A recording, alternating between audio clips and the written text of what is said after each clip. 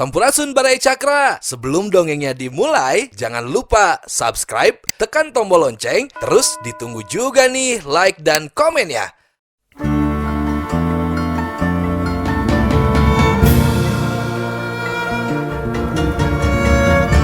Baraya Cakra, parantos waktosna 80,5 FM Radio Cakra, midangkeun dongeng Sunda Dora-Dori.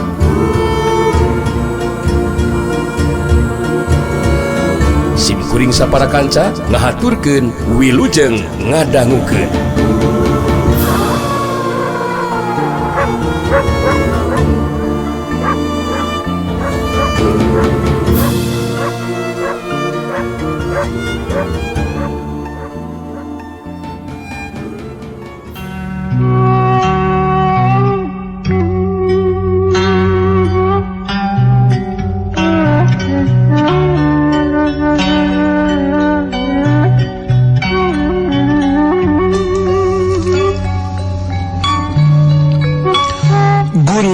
Harita ngajelaskeun sakumaha anu geus dicaritakeun ka Mbah Rangkebong.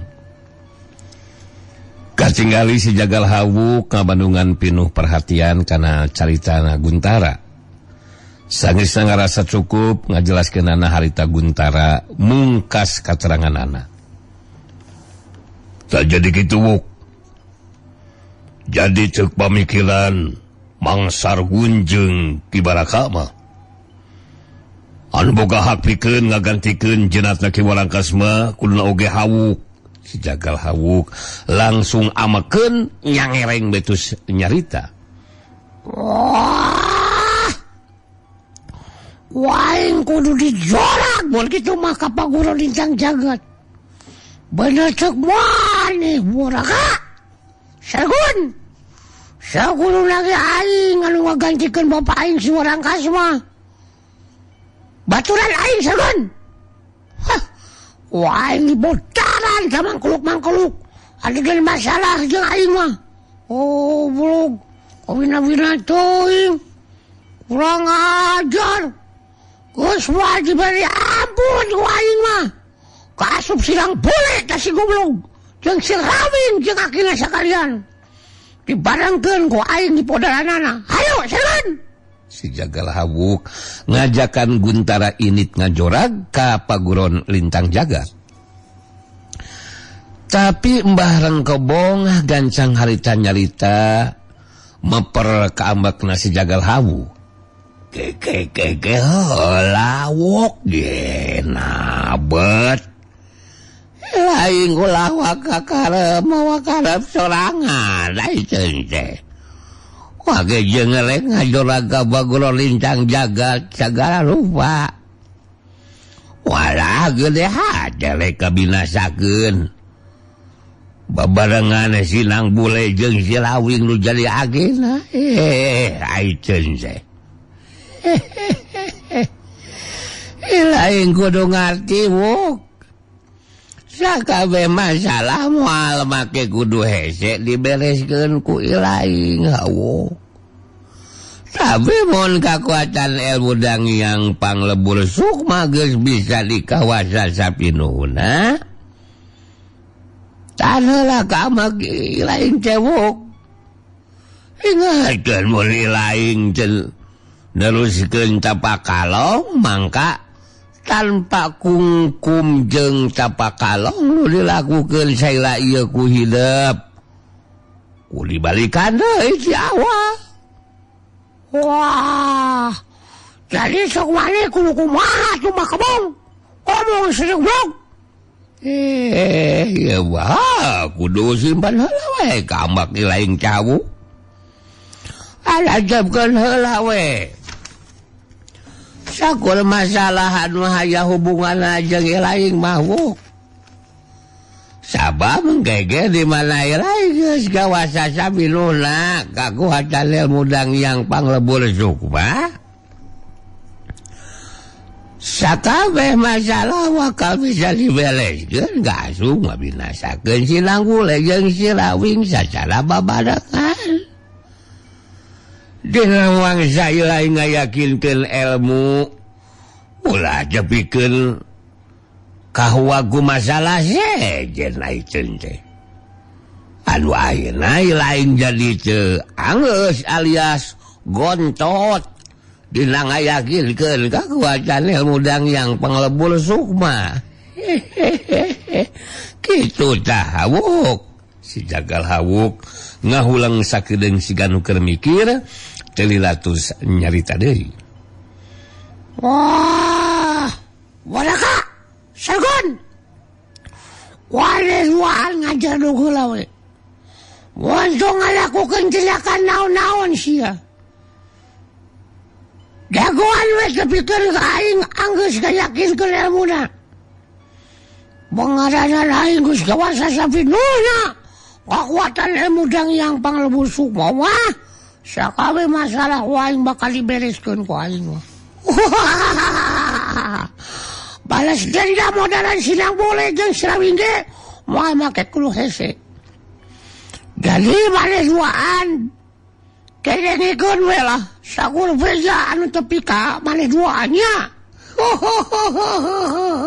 Aing rek nuruskeun deui tapakalongna yeuh. Jurewat. Ngan sakolepat harita si Jagal Hawuk geus kaluar ti jero imah. Ki Hambaraka neuteub ka Mbah Rangkebong baitus nyarita. Amoy. Ko dewe kaharti caicaan si Hawuk jeung ilaing Mbah Kebong euy.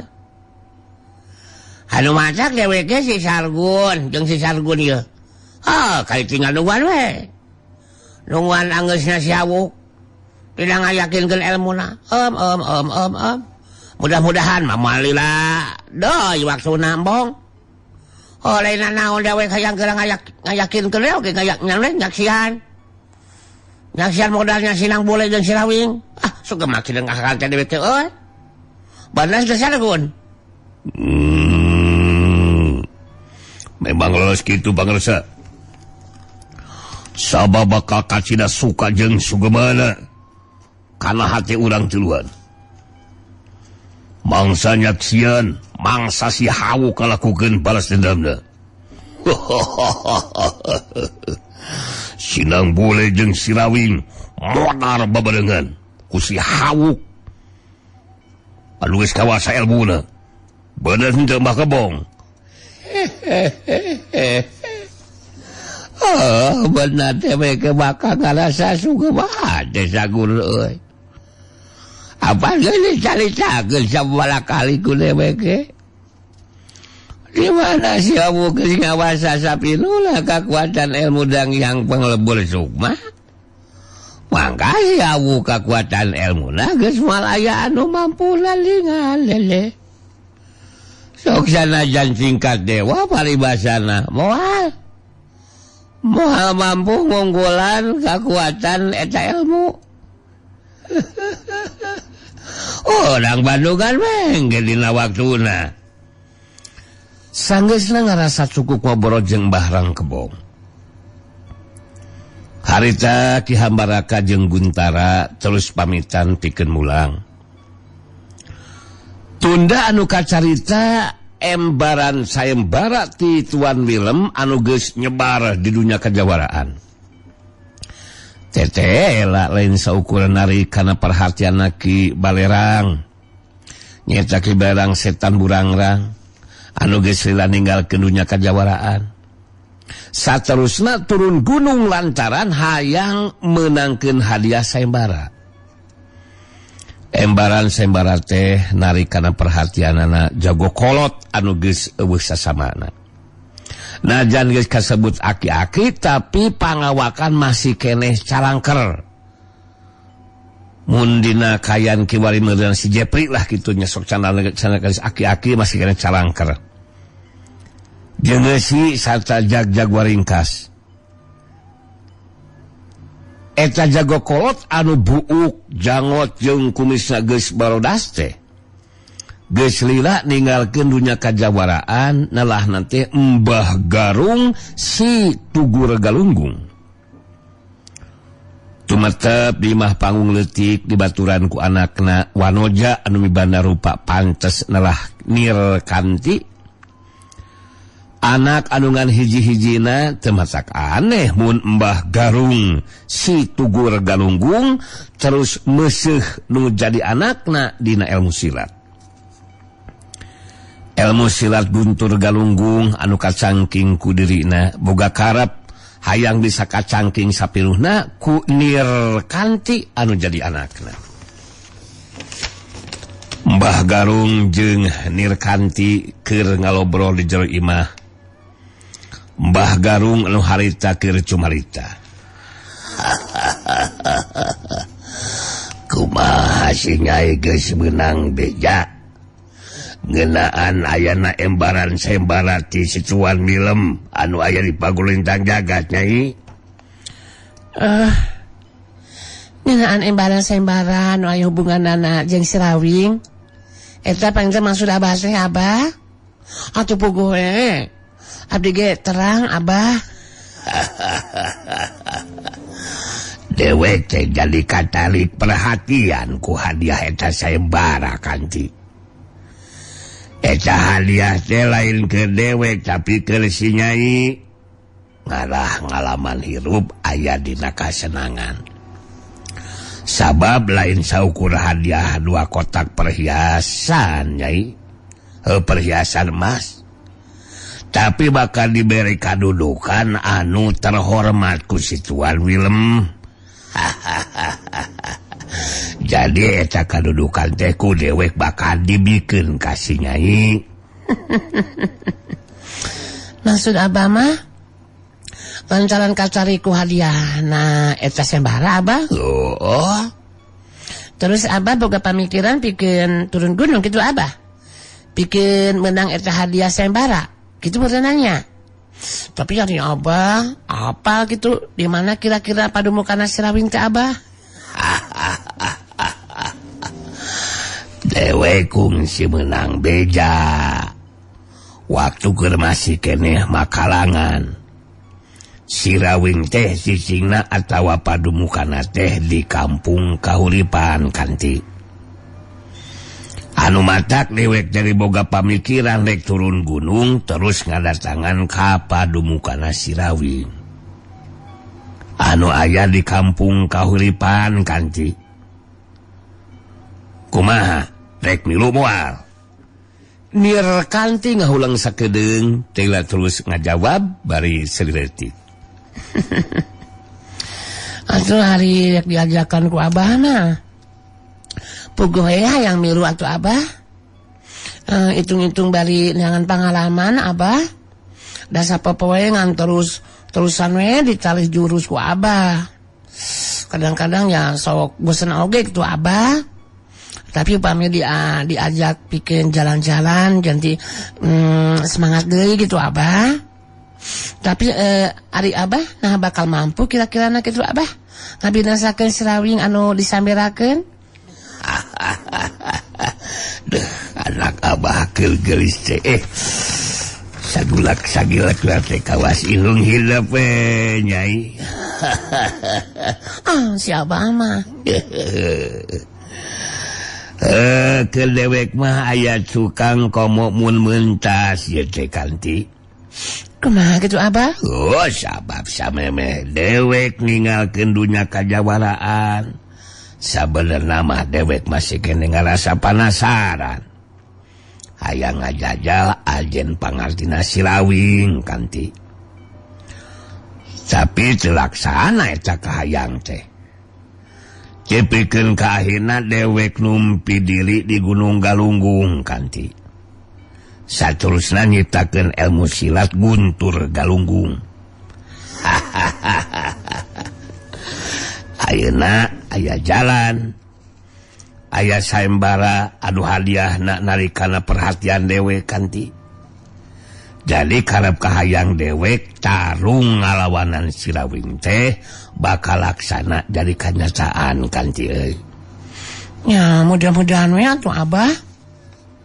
Abah bakal mampu ngabinasakeun Sirawing nya Abah. Nya da katang tuanana dina sayembara oge sing saha bae anu bisa mawa babatangna Sirawing ka Baguro Lintang Jagat terbukti ka Tuan Wilem bakal menangkeun hadiahna Abah. Sakumaha anu tadi dicacakeun ku Abah. Anu mantap Abah kudu mampu nyabanya. Mampu ngungkulan ajeun pangatina Silawing Abah. Sudang suwe Kanti. Dewek bakal mampu ngungkulan ajen pangatina Silawing. Saterusna ngabinasakeun Silawing. Babatangna digubug gerbuk dikasih Tuan Willem. Ilmu silat guntur galunggung anu diciptakeun ku dewek lain ilmu silat sambarangan Kanti euy. Dalah sok sanajan si Nyai kakarek bisa ngawasa satengah bagian eta ilmu silat. Tapi kangaranan caru ngalawanan jago jeung jawara nu ilmu silatna jajar pasar mah si Nyai moal make kudu hese pikeun ngarubuhkeun nu dilawan Nyai. Anu matak urang langsung miang ayeuna we Kantinya. Geus kitu mah harita Mbah Garung si Tugur Galunggung jeung Nirkanti terus lumampah reka kampung kahuripan. Itu nanti lantaran Mbah Garung mah canyaheun mun Silawing geus pindah bubuara di babakan Paning Triman. Teka caturah di jalana sanggeusna tepi ka kampung kahuripan sarta nanyakeun heula ka salah seorang warga ngeunaan imah anu dicicingan ku Silawing. Sanggeusna dituduhkeun lebah-lebahna, duanana neruskeun lengkahna ka tempat anu dituju sedengkeun di jero Pasanggrahan Darmayuda harita Rasanti jeung Sandika katut manggali keur ngayakeun babadamian. Malah jadi nyabit kaya nang bule anu masih keneh numpi diri. Rasanti anu harita cumarita. Jadi kitu tah manggali. Tilu poe deui para pupu paguran anggota Barisan Darmayuda. Anu ku abdi sareng Kang Dika di tepungan teh bakal datang ka dieu manggali. Anu saterusna ngayakeun riungan jeung pihak urang. Ya, mudah-mudahan we nang bule samemeh aya riungan geus rengse numpi dirina.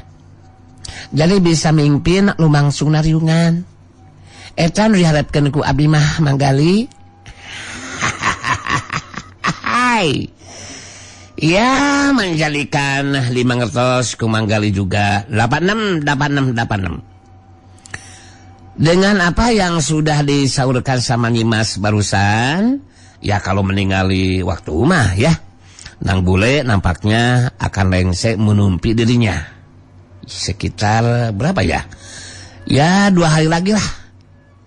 Akan tetapi sebentar lanan Nyimasnya, Den, sebentar. Itu ada yang datang masuk ke ke Pakarangan. Kemudian ting jaranteng begitu. Aku nggak kenal, Den. Seorang jago kolot dan wanoja pakai baju wanda jawara wanita. Coba akan manggali samberkeun dulu ya. Ada kepentingan apa? Itu yang datang ke Sindang teh. Ujug-ujug datang ke Sindang, kayaknya ada perlu. Sebentar ya, sama manggali mau disamberkeun dulu ya. Rasanti jeung Sandika merhatikeun kalabah Pakarangan, katingali Mbah Garung jeung Nirkanti narang tungarendeng. Sedengkeun manggali langsung harita datang nyampeurkeun. Sangeusna deukeut manggali terus nyarita. Hai. Aduh, menjadikan mau langsung saja menanyakeun nih. Siapakah Abah sama si Jayu teh, Abah? Barangkali saya bisa membantu Abah. Mbah Garung teu akang ngajawab. Kitu nanti sabab kaget ningali manggali beut sarimbag jeung anu jadi guruna anu ngaran Ki Marguna. Harita waktu keur masih keneh jajaka make ngaran Ranaya. Moal boa eta jalma teh titisan anu jadi guruna ceuk pamikirna Mbah Garung. Harita sikep jeung caecan Mbah Garung semua anu hormat ka manggali betus nyarita. Kula anu katelah mah Mbah Garung. Atuh ye anak kula Nirkanti ye. Hai. Oh, Mbah Garung. Perkenalkan dulu saya punya ngaran ya, Raden Cecep Eyang Gali Surali ya. Menjadikan penasaran dan mau tahu gitu ya. Ada apa gerangan? Pangna Mbah Garung datang ke Sindang ya. Naon ka Sindang? Ya maksudnya ke sini gitu Abah. Mbah Garung ngahulang sakedeung, teu lila terus nyalita. Keheula ya. Kula teh jadi kaget ieu teh. Sabab rupa jeung dedegan janggali teh beut sarimbag pisan jeung guru kula Ki Marguna. Sedengkeun diri kula harita mah keur jajaka kene ngaran teh Ranaya. Kula jadi boga pamikiran moal boa ujang teh titisan guru kula. Hai. Ya bisa jadi begitu Abah ya. Itu mah rahasia saya Abah ya, tidak akan dibolehkan Abah. Kemudian maksud dan tujuan Abah datang ke sini teh? Mungkin ada sesuatu, coba mohon dijelaskan Abah. Mbah Garung Tugur Galunggung teu nyaritakeun karapa maksudan anu sabenerna. Harita jadi ngarekat caritaan neuteup ka manggali betus carita. Jadi kieu ieu teh janggali nya pangna datang ka dieu teh. Kula teh keur masih keneh makalangan di dunya kajawaraan. Kungsi ngadenge ngeunaan sirawing anu ceuk bejamah tumetep di kampung kahuripan. Jadi kula teh hayang anjang sono ieu teh. Lantaran ngarasa simpati ku pribadina si Rawing. Kitu tah janggali. Alah kula jadi asa ngobrol jeung jelata Ki Marguna guru kula ieu teh. Nirkanti kerung. Jadi bingungeun sabab anu jadi bapana teh ngajelaskeun karapa maksudan anu sabenerna. Nirkanti geus rek milu nyarita karep ngajelaskeun kana maksud tujuan anu sabenerna. Tapi leungeun kencana dicepengan ku Mbah Garung bari ngomong lalaunan. Jempe song milu ngomong nyai, jempe. Sedengkeun manggali teu ngarasa curiga harita tus nyai deui. Oh, jadi begin dong Mbah Garung teh. Memang betul, Mbah ya. Si Rawing menjadikan kungsi nganjek di sini. Akan tetapi kemudian pindah dari sini. Itu si Rawing teh. Dan bubuara di Babakan Paning Ceriman. Jadi sekarang si Rawing teh sudah tidak menganjek di sini lagi, gitu Mbah. Tapi sudah pindah. Yaitu tadi ke Babakan Paning Ceriman, Mbah ya. Mbah Garung menjadikan hanya juga mungkin ya. Jadi kalau mau anjang sono mah Abah ya harus menepungan ke Babakan Paning Ceriman Abah ya. Di sini mah udah nggak ada Abah. Sedengkeun Rasanti jeung salika kajurung ku rasa penasaran harita terus kaluar ti jero pasanggarahan nyamperkeun ka lebah Manggali sanggeusna deukeut Rasanti terus tumanya ka Manggali. Kumaha aya naon Manggali? Sahaya nu duaan teh? Harita ku Manggali dijelaskeun. Ngeunaan eta dua jalma kitu deui karep jeung pamaksudanana anu hayang anjang sono tepung lawung jeung si Rawing. Meunang katerangan ti Manggali harita Rasanti jadi kaentrepan ku perasaan curiga. Moal boa Mbah Garung teu nyaritakeun karep pamaksudan anu sabenerna. Bisa wae jago kolot anu hayang menangkeun hadiah sayembarati Tuan Willem. Di masa kana eta pamikiran harita Rasanti ge jadi terus ngarekat caritaan pikeun mancing sangkan Mbah Garung nyaritakeun karep pamaksudan anu sabenerna. Rasanti ngabagikeun panentepna ka Mbah Garung jeung Nirkanti dina sikapna anu tanes terus carita. Lebih heula kuring rek ngawalohkeun diri. Ngaran kuring Rasanti ya. Ngaran kuring Rasanti ieu Sandika bebede kuring. Pangna kuring duaan aya di dieu. Tadi memang geus minta keterangan ka ieu si Manggali. Ngeunaan di mana cicingna si Rawing. Anu mata kuring duaan rek terus indit ka babakan panentriman pikir ngabinasakeun si Rawing. Sabab kuring duaan hayang menangkeun hadiah sayembara ti Tuan Milen. Kuring duaan teh boga kayakinan bakal mampu lah ngabinasakeun si Rawing. Saterusna mau babatangna si Rawing keur bukti ka Tuan Milen. Kitu teh ari kudu dicaritakeun mah. Pangna kuring duaan aya di dieu teh Mbah Garung.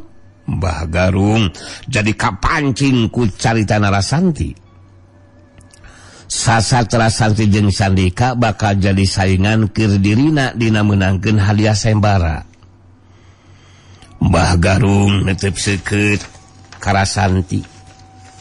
Sedengkeun Nirkanti mah mindeng maling reret ka Sandika jajaga kasep si gadung dongengna rupa anu langsung narik kana hatena.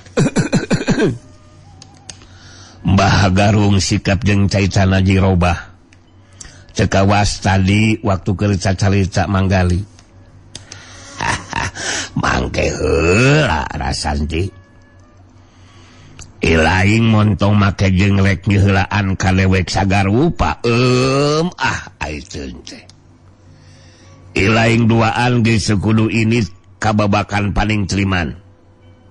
Sabab dewek anu bakal menangkeun hadiah sayembara mah.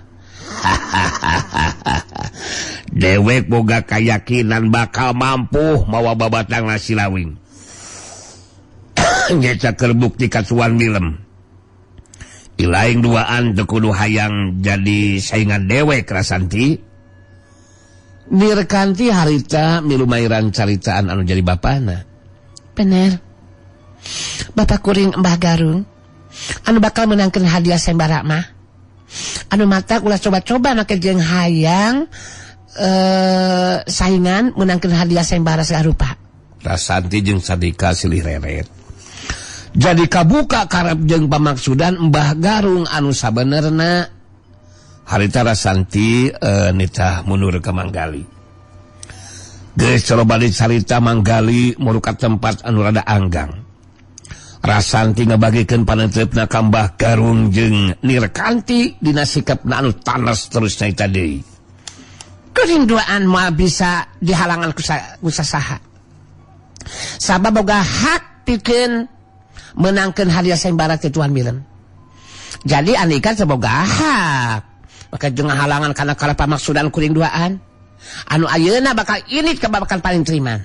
Sandika anu geus surti kana caitan Rasanti anu jadi buah hatena. Harita milu nyambungan kana caitana Rasanti. Bener Mbah Garung. Kuring duaan morek bisa dihalangan ku sasaha. Anu jelas hadiah kuring atawa kuring duaan anu bakal menangkeun hadiah sayembara. Mbah Garung jadi asa ditantang sabab caritanana bangun anu taya pangaruhna pikeun Rasanti jeung Sandika. Silaing duaan mun kitu mah mangrupa saingan anu kuleuwih heula disingkahkeun ku dewek Rasanti Sandika.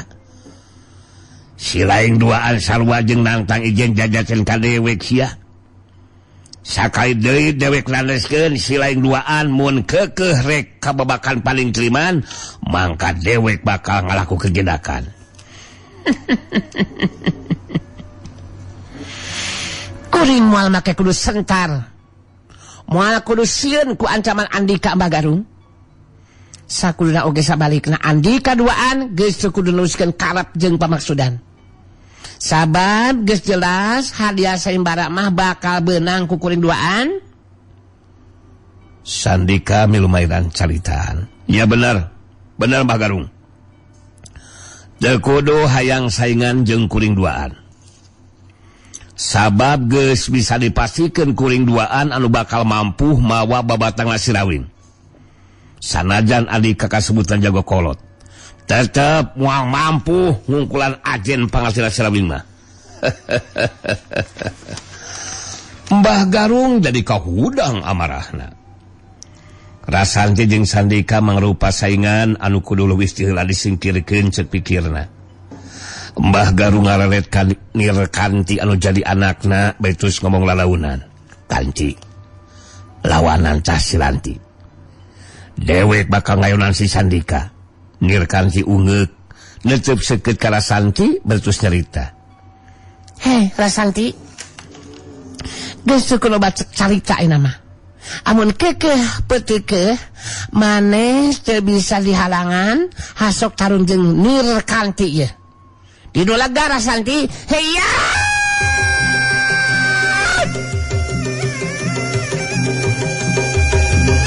Jorelat culong Nir Kanti ngacorelat mulu ka tempat anu lega. Rasanti ngacorelat marengan cirim anu dilawan. Mbah Garung adu harapan jeung Sandika, dua tetepan bantok Mbah Garung miheulaan nyarita. Dewek geus lila sugur gentur tapa di Gunung Galunggung Sandika. Ayeuna turun gunung sabab hayang meunangkeun hadiah sayembara. Jadi selain sok sanajan bener jago ngora anu boga kamampuan ilmu silat. Tapi selain lain tandingan dewek Sandika. Tuh kudu wakamasikeun kuring bakal eleh Mbah Garung. Ijen jajan lage sandi mimitian ieu teh. Leuwih hade urang buktikeun we kamampuan diri urang masing-masing. Hade kudu bakal dimimitian. Kada ilmu silat Guntur Galunggung. Warisan si Soneta Group.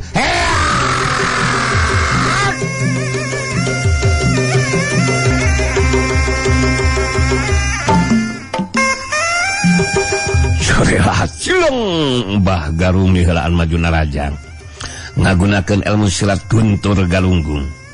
Mangrupa silat ciptaanana waktu keur numpi diri di Gunung Galunggung. Sandika ngimbangan panarajang lawan ngagunakeun ulin karuhunan digabungkeun jeung jurus Balagadigdeg. Sedengkeun dina jarak anu rada anggang di tempatna Sandika tarung ngayunan Mbah Garung. Rasanti tarung ngayunan Nir Kanti anu harita ngagunakeun bedogna. Dangkeun Rasanti ngagunakeun pedang taji putih dibarengan ku jurus pedang kilat bumi. Rasanti rada kagetan oge sabab Nir Kanti tetela mampu ngimbangan jurus pedang kilat bumi. Kabuktian setiap sabetan pedang Rasanti anu ngarah kana anggota badan lawan bisa dibendung ditakis ku bedog Nir Kanti. Syuhiu barasat. Sabetan pedang taji putih ngarah kana dada lawan.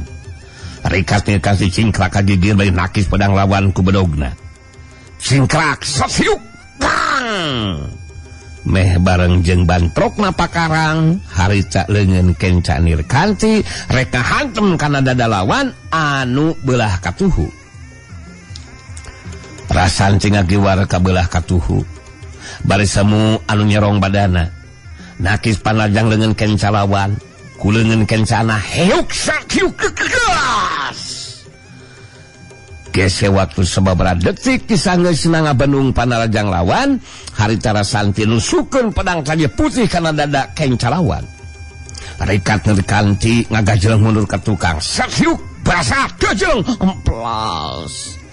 Nir Kanti mancukeun tangtunganana. Rasanti ge mancuna tangtunganana meh dina waktu anu bareng duanana pada ngawangun di pasangan. Sok ngedikeun ka mana sadirinya? Sok. Sedengkeun di tempat rada anggang harita kibiut debleng keur jongjon ngalatih jurus ulin karuhunan kasih banteng wulung jeung aceng jeprut. Cacan aya anu ahweun kana kayaan tarung anu kelumangsung antara Rasanti ngayunan Nir Kanti jeung Sandika ngayunan Mbah Garung. Mbah Garung tadina nganggap enteng kana lawan. Harita jadi kagetan oge. Sabab Sandika anu ngagunakeun jurus gabungan ulin karuhunan jeung jurus Balagadigdeg tetela mampu ngimbangan ilmu silat Guntur Galunggung. Mbah Garung jadi penasaran maju dina Rajang ngaronjatkeun kacepatan gerak jeung kakuatan panarjangna. Sandika dina nyingkahan panarjang lawan ngagunakeun jurus balaga digdeg. Jangkeun dina ngalakukeun panarjang ngagunakeun jurus bayu panglumpuh ulin karuhunan, harita datang panarjang Mbah Garung. Sauhyuk, krailuk soton plus jelat. Sandika ngacuelat malesna Rajang. Mbah Garung rikat ka benung panarjang lawan ku sapasang leungeunna. Oro kaya Sandika ngarobah tata gerakna ngajadikeun pangbendung lawan saukur ngabendung angin. Hyuksat sok plos. Meh bareng jeung ngabendung lawan anu ngaplos. Sandika bisa ngasupkeun panarjangna. Sapasang leungeunna pilih kencing hantem kana dada lawan. Sat hyuk cebrot.